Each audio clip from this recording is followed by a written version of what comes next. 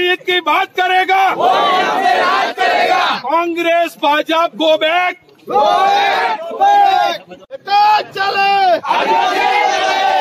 चले आदिवासी एकता आदिवासी एकता પડઘમ વાગી ચૂક્યા છે અને આ ચૂંટણીની અંદર એવા ઉમેદવારોને દરેક પાર્ટીએ ટિકિટ આપી છે કે જેને સમાજ પ્રત્યે કોઈ લાગણી નથી, જેને સમાજ માટે કોઈ ભોગ આપ્યો નથી, તેવા લોકોને ટિકિટ આપવામાં આવી છે બંને પાર્ટીમાંથી. તેની સામે અમારા સમાજનો વિરોધ છે અને આ જે ચૂંટણી છે એની અંદર જો સમાજ બધા ભેગા મળીને વિચારી રહ્યો છે કે સમાજનો પોતાનો ઉમેદવાર ઉભો રાખશે આ દરેક પાર્ટીની સામે, કે જેથી સમાજનો અવાજ ત્યાં સુધી પહોંચે અને સમાજને જે અન્યાય થઈ રહ્યો છે, સમાજના હક્કો ડૂબી રહ્યા છે, જળ જંગલ જમીનના હક્કો જે ડૂબી રહ્યા છે, નોકરીના શિક્ષણના હક્કો ડૂબી રહ્યા છે, તેની માટે લડત આપે એ પ્રકારના અપક્ષ ઉમેદવારો અમે ઉભા રાખવા માટે વિચારી રહ્યા છે. અને એમ વિવિધ આદિવાસી સંગઠનો દ્વારા અમારા વિસ્તારની અંદર આદિવાસીના સમાજના પડતર પ્રશ્નોની લડત ચલાવી રહ્યા છીએ અને અમારી લાગણી એવી કે આ સમાજના લડતની અંદર અનંતભાઈ એક ધારાસભ્ય એવા હતા કે સમાજ સાથે રહેતા અને સમાજના પ્રશ્નોને વાંચા આપતા હતા, પરંતુ કોંગ્રેસ પાર્ટીએ પણ એમને ટિકિટ નથી આપી.